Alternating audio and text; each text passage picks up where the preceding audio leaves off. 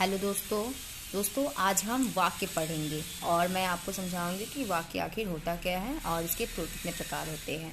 आइए समझते हैं। सबसे पहले हम लोग वाक्य के इसका परिभाषा समझेंगे कि वाक्य आखिर होता क्या है। दो या दो से अधिक शब्दों के सार्थक समूह को वाक्य कहते हैं। आप लोग यहाँ पर देख रहे हो कि सार्थक समूह जो है शब्दों के सार्थक क्रम में अगर कोई शब्द है तो वो वाक्य कहलाता है। जैसे यहाँ देखिए, विद्या धन के समान है, विद्या धन के समान है, ये सभी अलग अलग शब्द हैं और यही शब्द सार्थक क्रम में अगर एक तरीके से चल रहे हैं तो फिर ये वाक्य हो जाता है।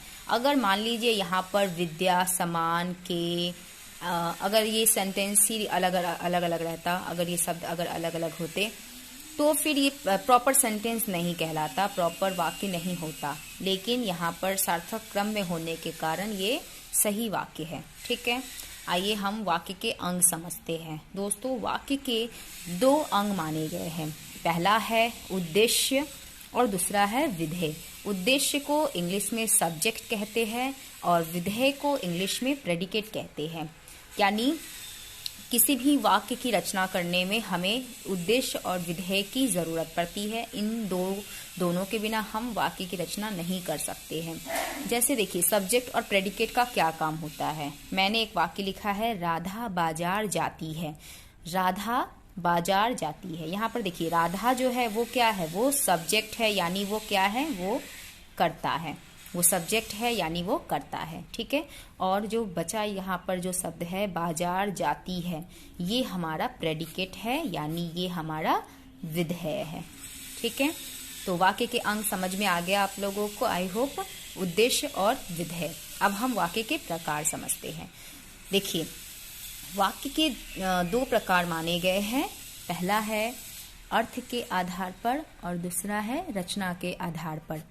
तो अर्थ के आधार पर और रचना के आधार पर इन दोनों ही तरीके से वाक्य को बांटा गया है, इसके प्रकार को बांटा गया है। अब हम अर्थ के आधार पर समझेंगे, उसके बाद मैं आपको रचना के आधार पर बताऊंगी कि वाक्य कितने प्रकार के होते हैं। देखिए, आई होप आप लोगों को समझ में आ रहा होगा। अर्थ के आधार पर दोस्तों, पहले हम अर्थ के आधार पर समझेंगे कि अर्थ के आधार पर वाक्य 8 तरीके के होते हैं। अर्थ के आधार पर वाक्य टोटल 8 तरीके के होते हैं। पहला है विधिवाचक वाक्य। विधिवाचक वाक्य यानी इसको विधानवाचक भी कहते हैं। विधानवाचक असर्टिव सेंटेंस भी कहते हैं। दूसरा है निषेधात्मक वाक्य। निषेधात्मक यानी नेगेटिव सेंटेंस कहते हैं इसको। तीसरा है आदेशात्मक वाक्य यानी इंपरेटिव, आदेशात्मक वाक्य। चौथा है प्रश्नवाचक वाक्य यानी इंटरोगेटिव। नेक्स्ट है संदेहार्थक वाक्य, डाउटफुल, जिसमें भी डाउट रहते हैं उसको संदेहार्थक वाक्य कहते हैं। उसके बाद आता है इच्छावाचक वाक्य। इच्छावाचक यानी ऑप्टेटिव। उसके बाद है संकेतवाचक वाक्य यानी इंडिकेटिव, किसी को इंडिकेट करना, संकेत करना, वो संकेतवाचक वाक्य कहलाता है। उसके बाद है विस्मयादि बोधक वाक्य, जिसमें भी आप लोग देख रहे होंगे इस तरीके का साइन होता है, वो हो जाता है विस्मयादि बोधक वाक्य। ठीक है, आई होप आप लोगों को ये समझ में आ गया होगा। अब हम पढ़ेंगे रचना के आधार पर वाक्य कितने तरीके के होते हैं। दोस्तों, रचना के आधार पर वाक्य को 3 भागों में बांटा गया है। इसके 3 भेद होते हैं। पहला है सरल वाक्य, दूसरा है संयुक्त वाक्य और तीसरा है मिश्र या मिश्रित वाक्य। ठीक है, देखिए, सरल वाक्य जो होता है इसमें क्या है कि बच्चे लिख रहे हैं, बच्चे जो है वो लिख रहे हैं। सरल तरीके से वाक्य को बोला गया, सिंपल सेंटेंस, एकदम सरल तरीके से वाक्य को बोला गया है। दूसरा है संयुक्त वाक्य। संयुक्त वाक्य में देखिए क्या होता है कि राम बाजार गया और लौट आया। यहाँ पर संयुक्त वाक्य में और वो लगा के हम सेंटेंस को बना सकते हैं। ये संयुक्त वाक्य का पहचान है कि इसमें और जैसे वह शब्द लगे हुए होते हैं। उसके बाद दोस्तों आता है मिश्र वाक्य। दोस्तों, तीसरा है मिश्र वाक्य।